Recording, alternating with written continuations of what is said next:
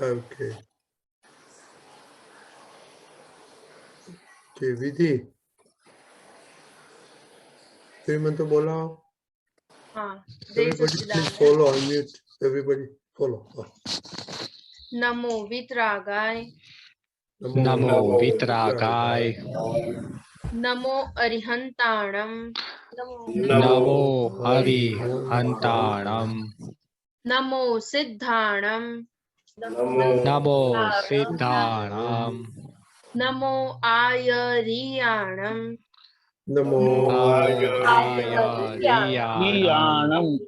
नमो उवज्जायाणम. नमो जायाणम. नमो लोए सौव साहुणम. नमो लोए सौव साहुणम. ऐसो पंचनमुक्कारो. ऐसो पंचनमुक्कारो. सौव पावकपणाशणो. सर्वपावनाशनो. मंगलाणं च सौवेसिं. मंगलाणं च सौवेसिं. पडवं हवै मंगलम्. हवै मंगलम्. ओम नमो भगवते वासुदेवाय. ओम नमो भगवते वासुदेवाय. ओम नमः शिवाय. ओम नमः शिवाय. जय सच्चिदानंद. जय सच्चिदानंद. Sachidanand, welcome. Jai Sachidanand, Nimesh Anand ji. Chinal, cousin આવવાની છે કે નહીં? જીલ. હું એને મેસેજ કરું છું. એકચ્યુઅલી મને નતું ખબર, નથી આવી. Okay. I'll just message. Okay. Nimesh Anandji, youth સાથે હમણાં પહેલી કલમ ઉપર એક્સપેરિમેન્ટ ચાલે છે. હા જી. લાસ્ટ ટાઈમ જીનલની કઝિન છે, એનું ક્વેશ્ચન હતો પણ આ વખતે લેવાનો હતો પણ આવી નથી. ત્યાં સુધી કોઈને એનીબડી વોન્ટ ટુ કોઈને કેવું છે, કઈ ક્વેશ્ચન છે?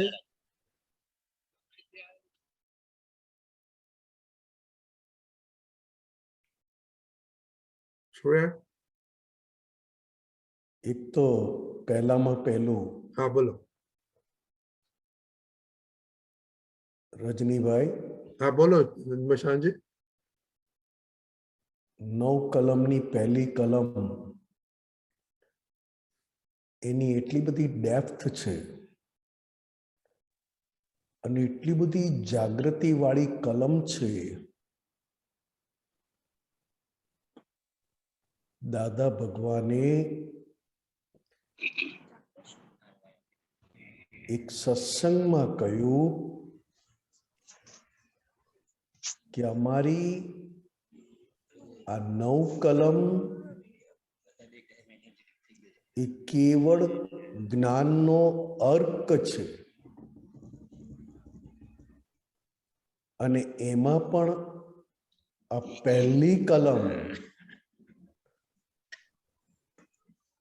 દેહ સાથે સંપૂર્ણ અહિંસકપણું, શરીર હોય, વાણી હોય, મન હોય અને બધો જ વ્યવહાર બાકી હોય, તેમ છતાં સંપૂર્ણ અહિંસક અનુભવ, અહિંસક દશા વ્યવહારમાં જો ખુલ્લી થાય તો એ છે 9 કલમની પહેલી કલમ. આજે હું કોઈ પણનો અહમ ન દુભાવાય કે દુભવવા પ્રત્યે ન અનુમોદાય. આ ત્રણેય હું શક્તિ માંગુ અને એ ત્રણેયની ઓપોઝમાં એટલે વિરુદ્ધમાં ભૂલ થાય એ ઓળખાય બે રીતે. એક તો 9 કલમ બોલતી વખતે મારું હાર્ટ અને જોડે મારો નિશ્ચય. હાર્ટ એટલે હૃદય, કારણ કે વ્યવહાર આખો હાર્ટના આધારે ચાલે છે, હૃદયના આધારે ચાલે છે. અને હૃદય એટલે કે હાર્ટ સંપૂર્ણ પોતાના નિશ્ચયને આધારે ચાલે છે.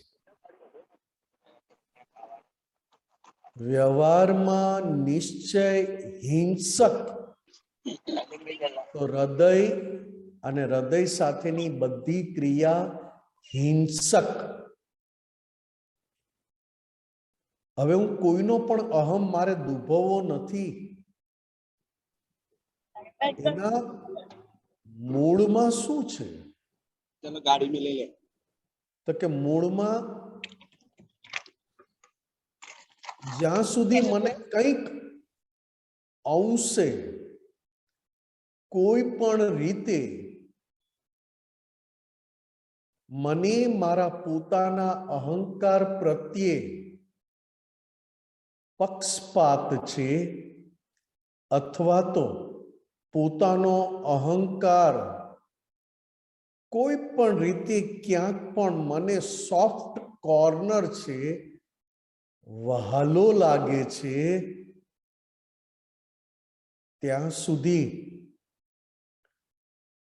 કરવું, કરાવવું અને અનુમોદવું આ ત્રણમાંથી એક કાર્ય ચૂકી જવાય. કારણ કે 9 કલમમાં પહેલી કલમ અહિંસા રૂપે આપી છે. તીર્થંકર ભગવાનનું હૃદય નિશ્ચયની સાથે વ્યવહાર સ્વરૂપ થયું. એમનો જેવો નિશ્ચય, એ નિશ્ચય પ્રમાણે આખો વ્યવહાર પરિણામ સ્વરૂપે, રિઝલ્ટ સ્વરૂપે દેખાયો. ત્યારે તીર્થંકર ભગવંતોને અને આ કાળમાં દાદા ભગવાનને વિતરાગ પુરુષ કયા. કારણ રાગથી મુક્ત થવું એટલે પોતાના અહંકારથી, અને પોતાના અહંકાર માટે જે બિલીફ લાવ્યો છે એ બિલીફથી મુક્ત થવું, ત્યારે જઈને વિતરાગ થવાય. કારણ કે દરેક જણ પોતાના અહંકાર જોડે અને પોતાના અહંકાર માટે સમજણ અને બિલીફ બહુ સ્ટ્રોંગ લાવ્યા છીએ. એટલે દાદા ભગવાને કહ્યું, અહંકારની અનુકૂળતા, અહંકાર માટેની અનુકૂળતા એ આખી દેહ માટે વપરાય, અને અહંકારની પ્રતિકૂળતા ને અહંકાર માટેની પ્રતિકૂળતા એ આખું આત્મા માટે વપરાય. આ પહેલી કલમ રજની દાદા મારો પોતાનો અનુભવ છે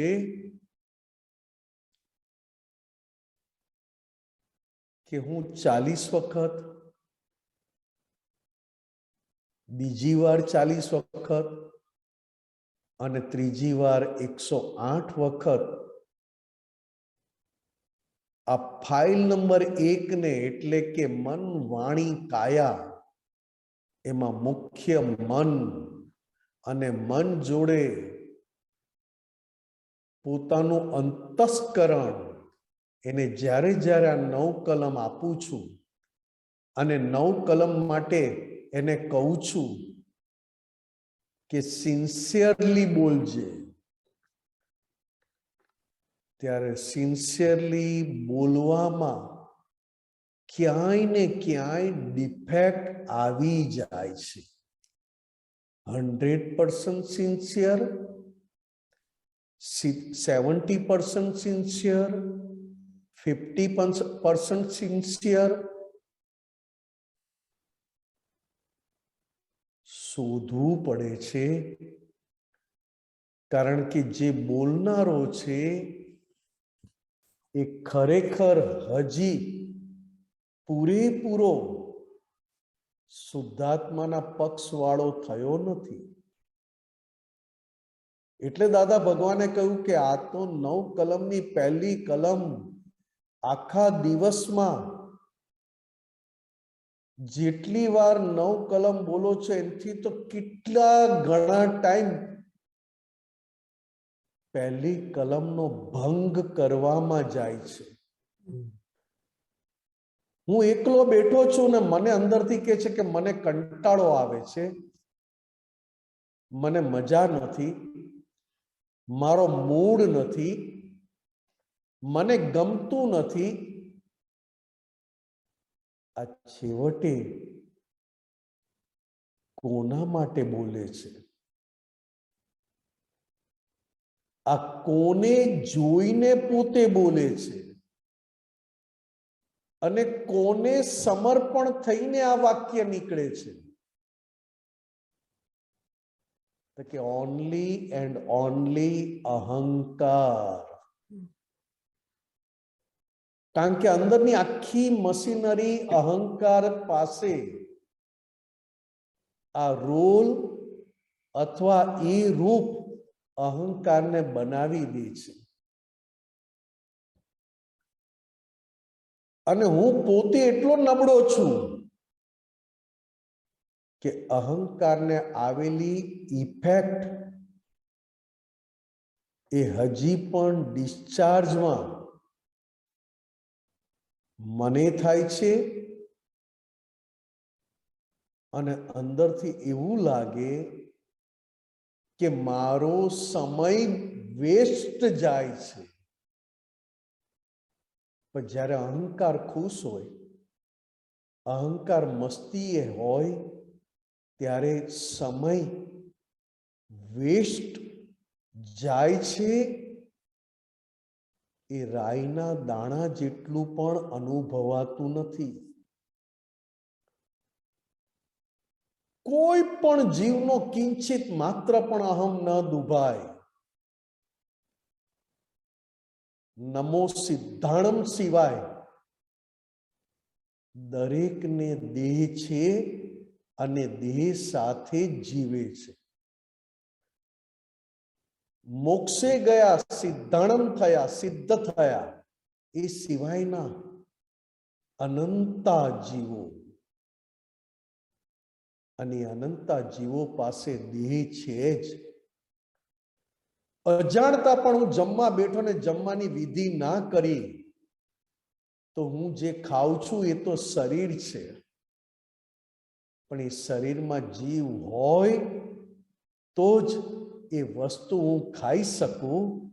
પણ મેં વિધિ કરવાનું ચૂકી ગયો, પગે લાગવાનું ચૂકી ગયો, વિનય કરવાનું ચૂકી ગયો. શું એ મારા અહંકારમાં હું મસ્ત બન્યો એટલે? ટૂંકી વાત, હું પોતે ખાનારો થઈ ગયો એટલે? અને ખાનારા થયા પછી મને બહુ ભાવ્યું એટલે એક પણ વિધિ અથવા તો જીવમાં પરમાત્મા છે એ ભાન ભૂલી ગયો.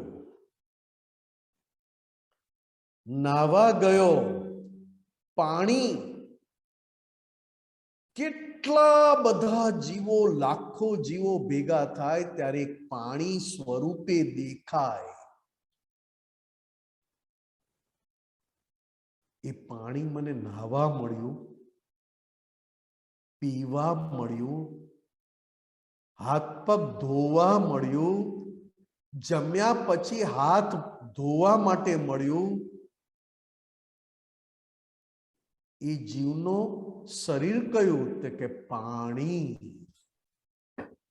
થાળીમાં આવેલા જીવનું શરીર કયું? તો કે લીલી શાકભાજી, ઘઉંનો લોટ, ચોખા, તુવેર દાળ, કઠોળ. અને ત્રીજું,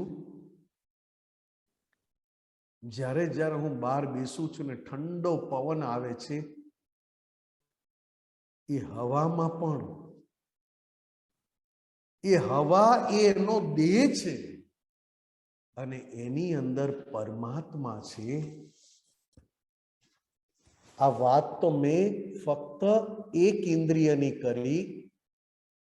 આજે ઘરમાં મારા જેવો જ શરીર ધરાવતા, મનુષ્ય શરીર ધરાવનારા અને 5 ઇન્દ્રિયો વાળા, જેની જોડે મારે પૂર્વે ભવનો ઋણાનુબંધ છે. ઘડીકમાં આનંદ થાય છે, ઘડીકમાં બોલવાનું થાય છે અને ઘડીકમાં બોલવું જ નથી એવી ઈચ્છા થાય છે. ઘડીકમાં થાય છે કે વાતો કરીએ, ઘડીકમાં થાય છે કે એને સંભળાવી દઈએ અને થોડાક ટાઈમ પછી થાય છે કે એમની જોડે વધારે અથવા બોલવું જ નથી. આ દરેક વાત અંદર કોના પક્ષમાં થાય છે? અહંકારના પક્ષમાં કે શુદ્ધાત્માના પક્ષમાં?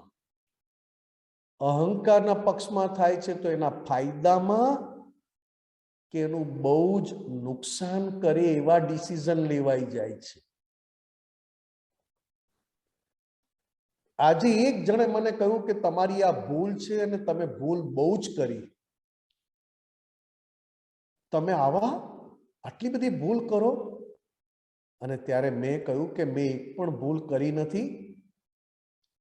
આ તમારી કઈ મિસઅન્ડરસ્ટેન્ડિંગ થાય છે, ગેરસમજ થાય છે અને તમે મને જે કે કરો છો આમાંની એક ભૂલનું પ્રૂફ તો બતાવો. આ જે રીતે હું બોલું છું અને મારી વાણીમાં જે પાવર અથવા તો વજન જે મુકાયું છે એ કોનું છે? અહંકાર માટે? અહંકારનું? મારો અહંકાર દુભાય નહીં એના માટે મારી પાસે એટલી બધી ટ્રીક છે, એટલી બધી મારી પાસે આવડત છે અને એટલા બધા જવાબ છે કે મારો અહંકાર જે મને અતિ વહાલો છે એને સાચવવા માટે, એને બચાવવા માટે, એનું ઉપરાણું લેવા માટે હું બધી જ ટ્રીક વાપરું છું. આંખોથી, કાનથી, જીભથી એવા ચેનચાળા કરીને છેલ્લે શા માટે વાપરું છું? મને મારો અહંકાર સાચવવાનો ઇન્ટરેસ્ટ એટલો બધો છે કે જેથી કરીને બીજાના અહંકારને ખોટા પાડી શકું, બીજાના અહંકારને રડાવી શકું અને બીજાના અહંકારને ઊંચામાં ઊંચો ભોગવટો આપી શકું આખો દિવસ આ એકના એક ધંધા, એકનો એક બિઝનેસ, ત્યારે આમાંથી એક પણ બિઝનેસ દાદા ભગવાને 10 વર્ષની ઉંમરથી લઈને છેક દાદા ભગવાન કહેવાયા ત્યાં સુધી એમણે એક આવો બિઝનેસ કર્યો નહોતો. ક્યારેય પોતાના અહંકારને સાચવવા માટે એમણે પોતાની શક્તિ, પોતાનું ચારિત્ર, પોતાની પુણ્ય વાપરી નહોતી. ઉપરથી જેટલો અહંકાર ઉઘાડો પડે એટલું સારું. અને જ્યારે દાદા ભગવાન થયા ત્યારે એમણે નાનપણથી છેક દાદા ભગવાન થયા ત્યાં સુધી એમણે પોતાના અહંકારની, પોતાની અંદર રહેલી કોઈ પણ પ્રકારની ભોળી નબળાઈની જ વાતો કરી, એક્ઝામ્પલ આપ્યા, જીવતા દ્રષ્ટાંત આપ્યા પોતાના જ, નહીં કે બીજાના. કારણ કે દાદા ભગવાન કહેતા કે અમારે તો એક જ ધંધો કરવો છે જેમાં કોઈ પણ પ્રકારની હરીફાઈ, કોમ્પિટિશન, કમ્પેરિઝન હોય નહીં. અને અમારી જોડે આવા ધંધામાં જે કોમ્પિટિશન કરશે તે અમારા જેવો થઈ જશે. દાદાનું આખું જીવન ચરિત્ર જુઓ. દાદા ભગવાન બધે જ ઘસાયા, પોતાના બધા સુખ લોકોને આપી દીધા, પોતાની બધી મિલકત લોકોને આપી દીધી, પોતાની બધી આવડત લોકોને સુખ આપવામાં ખર્ચી. નહીં કે લોકોને છેતરવામાં અથવા લોકોને નીચા પાડવામાં. દાદા ભગવાનનો એક પણ ધંધો એવો નહોતો કે કોઈ પણ આંગળી એમની તરફ ઊંચી કરે. કેમ? તો કે 9 કલમની પહેલી કલમને એટલા બધા સિન્સિયર હતા સવારથી.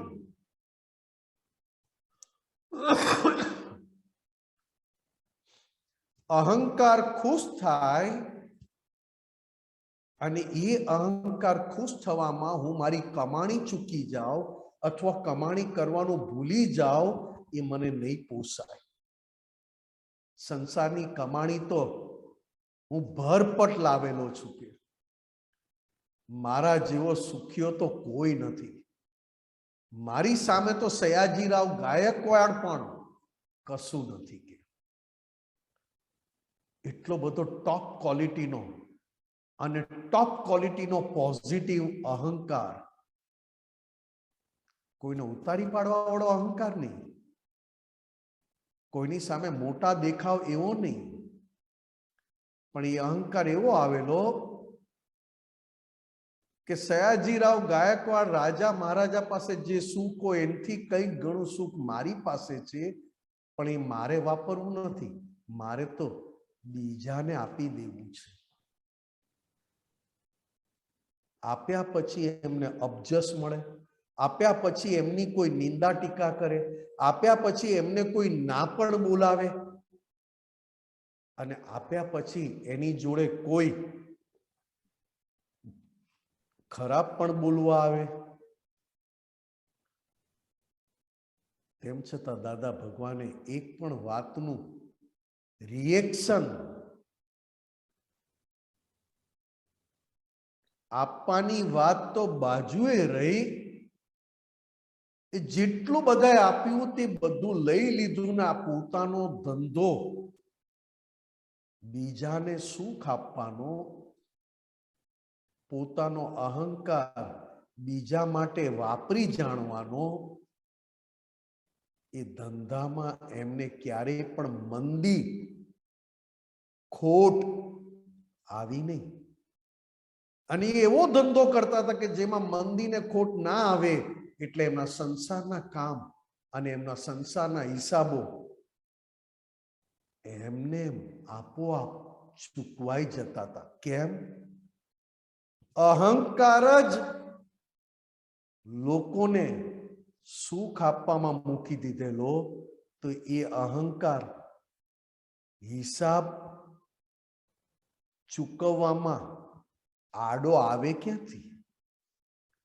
એ અહંકારને એવું જ્ઞાન અપાઈ ગયું હતું કે તારો મોક્ષ આમાં રહેલો છે, તારું સુખ આમાં રહેલું છે. એ અહંકાર પાસે એવા કામ કરાવ્યા કે સામેથી કોઈ નેગેટિવ કે રિએક્શન આપી જાય ને તો એ અહંકાર કોઈનો અહમ દુભવવા માથું ઉચકતો જ નહીં. એવી સિન્સિયર અને એવી સૂક્ષ્મ સમજ 9 કલમની પહેલી કલમ એ અંબાલાલ મુળજીભાઈ પટેલ અને એ નામનો અહંકારને આ સૂક્ષ્મ સમજ એવી ફિટ કરી દીધેલી,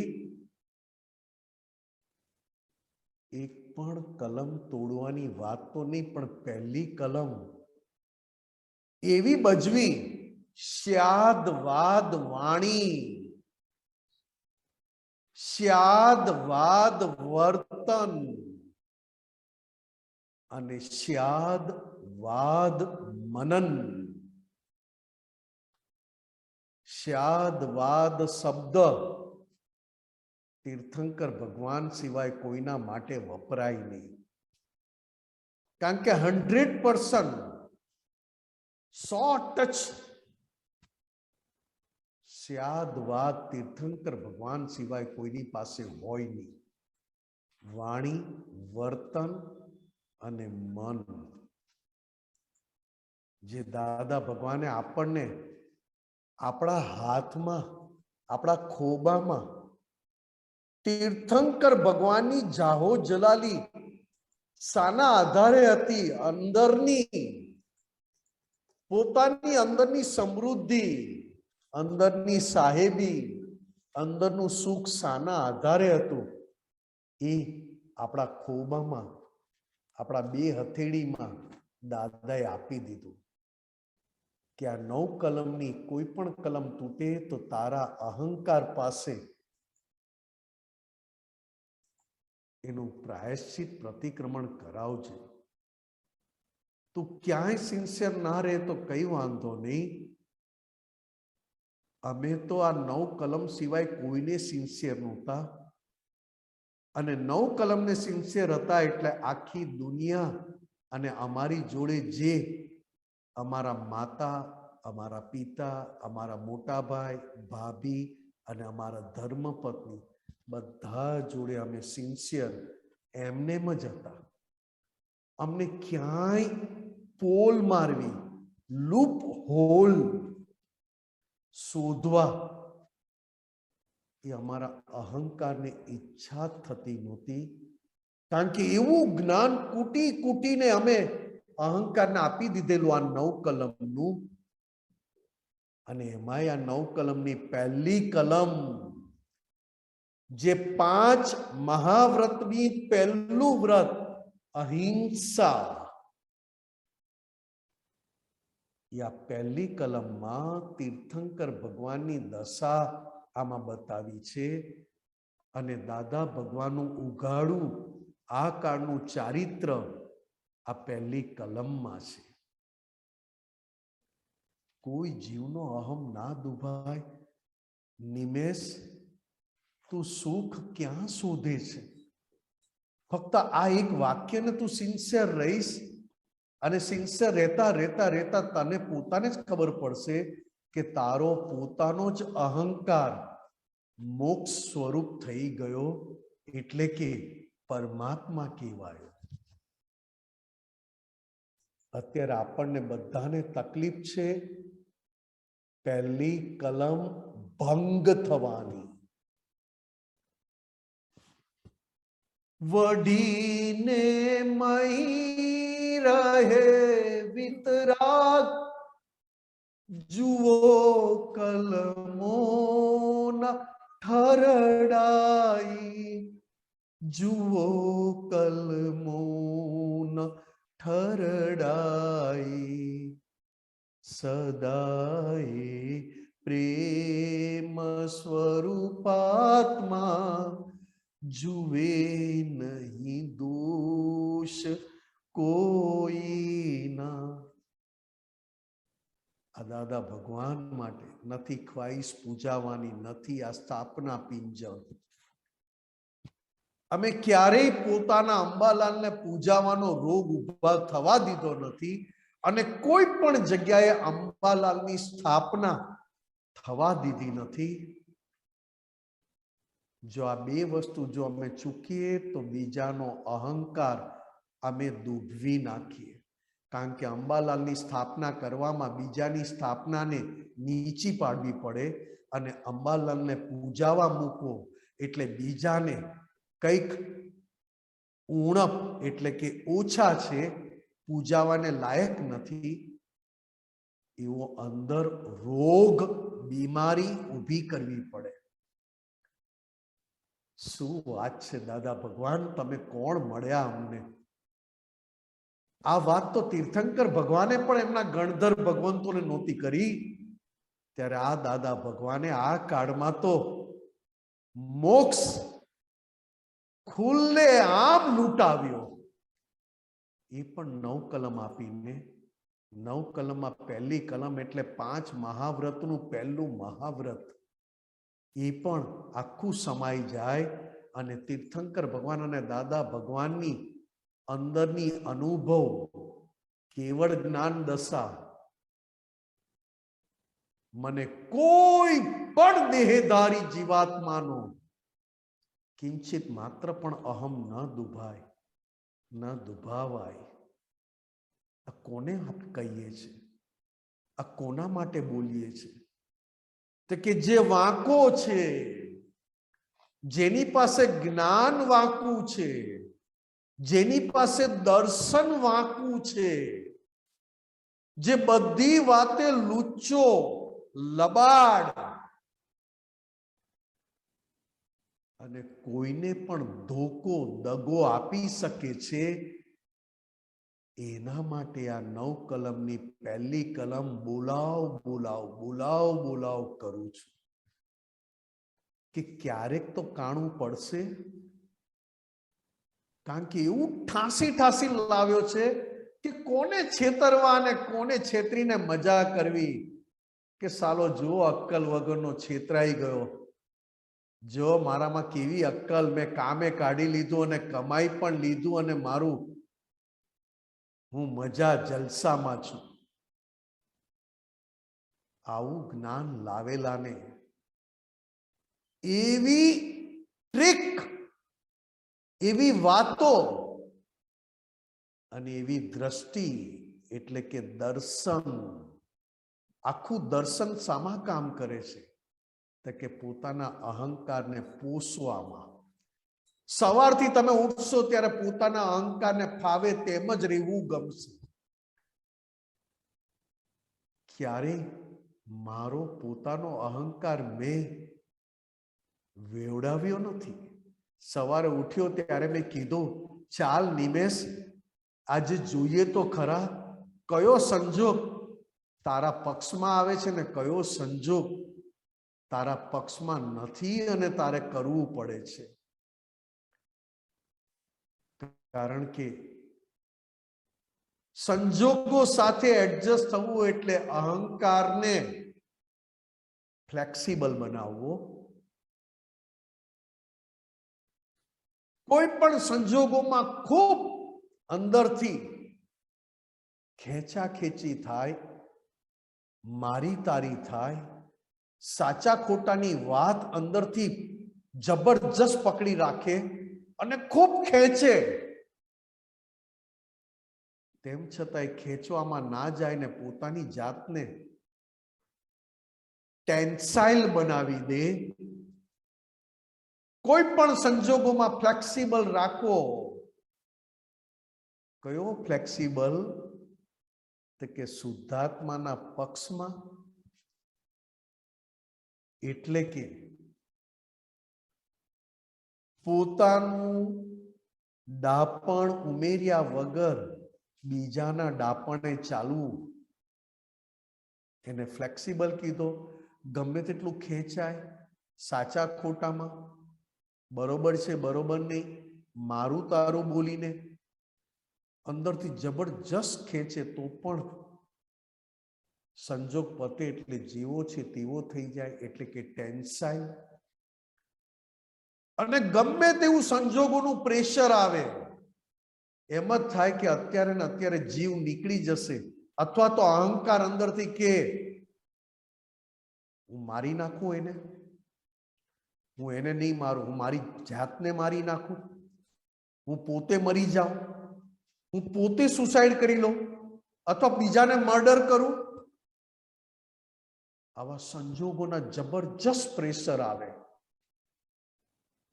અને સામેવાળાને એવું બતાવે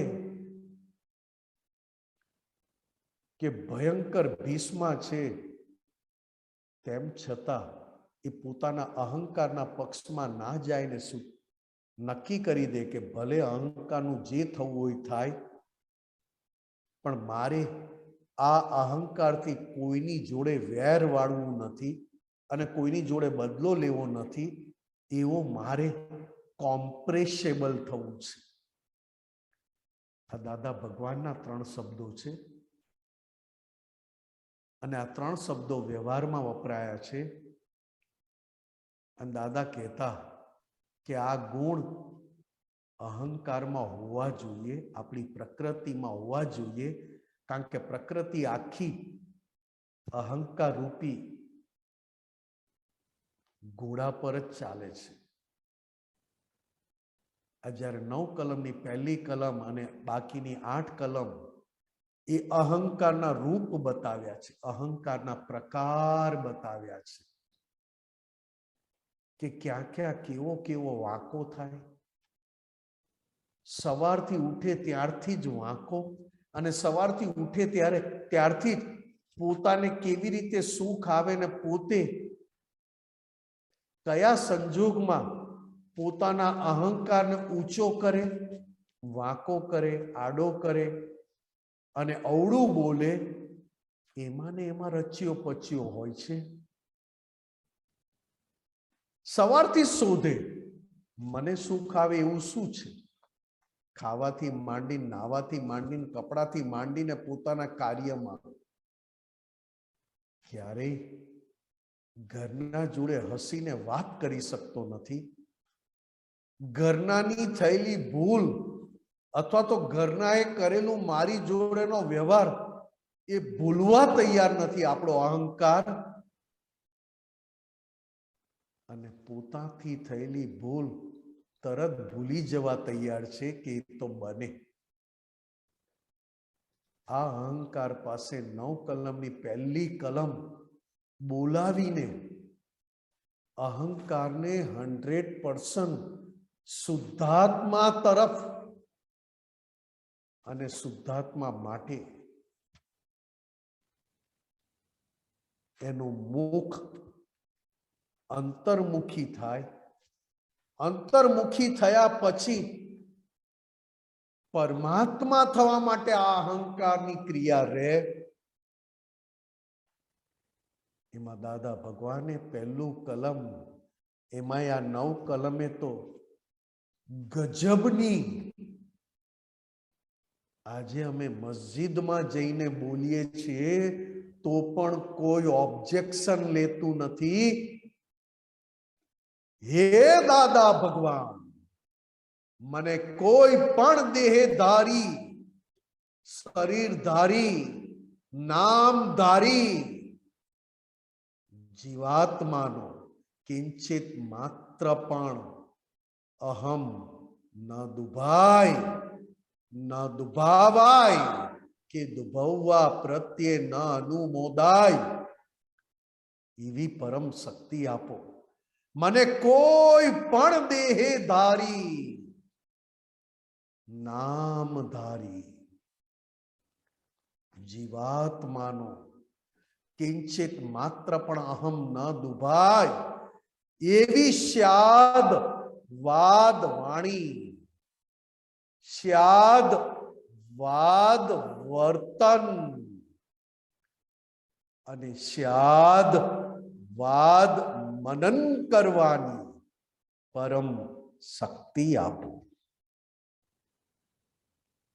આજે દાદા ભગવાને જે નવકલમ આપી છે એમાં તો સંસારના બધા દુઃખોનો અંત આવી જાય છે. કારણ કે અહંકારથી જીવવું અને અહંકારથી મરી જવું, તો અહંકારનો મોક્ષ કેમ ના કરવું?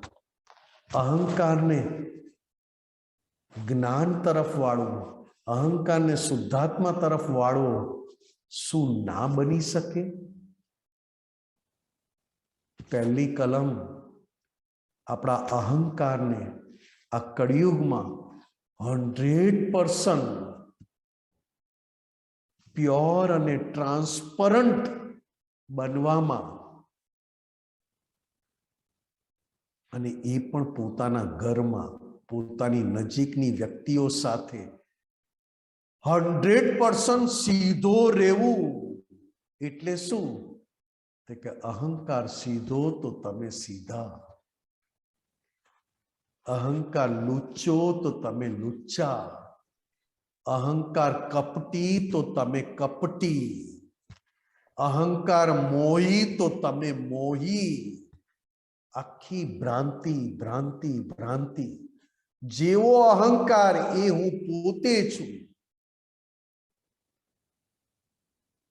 હવે આ અહંકાર પાસે આ દાદાની 9 કલમની પહેલી કલમ બોલાવીને એ જે જ્ઞાન લાવ્યો છે, કપટનું, મોહનું, લુચ્ચાઈનું, હું કઈક છું અને હું જાણું છું, એ રસને ફિક્કો બનાવવો અને ફક્ત અહંકાર સ્વરૂપે રહેવો. કારણ કે અહંકાર સ્વરૂપે રહેવું એટલે વ્યવહારમાં પરમાત્મા કહેવાય.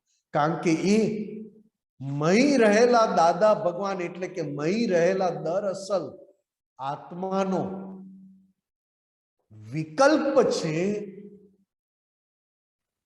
પડછાયો છે, અને અંદર રહેલા દરઅસલ આત્માનું આ પ્રતિબિંબ છે. એનું ચોખ્ખું થવું એટલે આત્મા સ્પષ્ટ ચોખ્ખો અનુભવમાં આવવું.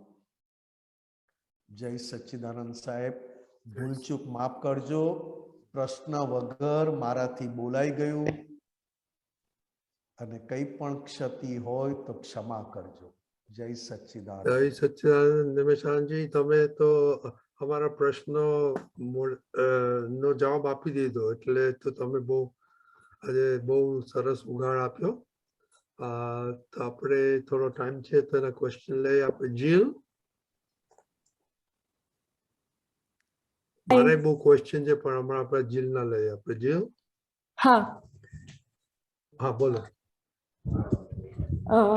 હા, તો મેં લાસ્ટ ટાઈમ કીધું હતું કે મારે એવું થાય છે કે જે મારા એકદમ ક્લોઝ લોકો હોય છે, ફેમિલી ને એવી રીતે, એ લોકોનું I easily hurt their ego who are really close to me, but with friends it's not that much. Like I know, like if I know that they might get away with me saying something, then I kind of hold myself. But with family, I know they are not going anywhere, so then it comes out. Like I'm not able to control that. And another thing was while working in my office, like Mari Sathe je who are in the same role, they have come from like one was a bartender, another was a teacher. And I feel if I did masters and all that, I'm still in the same role.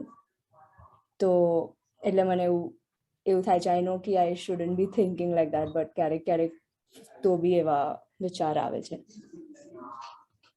Correct. તમારું નામ શું? ઝીલ. જીલ, હા. નિમિષા આપણે જ્ઞાન નથી લીધું, પણ જીનલની cousin છે એટલે બહુ ઇન્ટરેસ્ટ આવ્યો.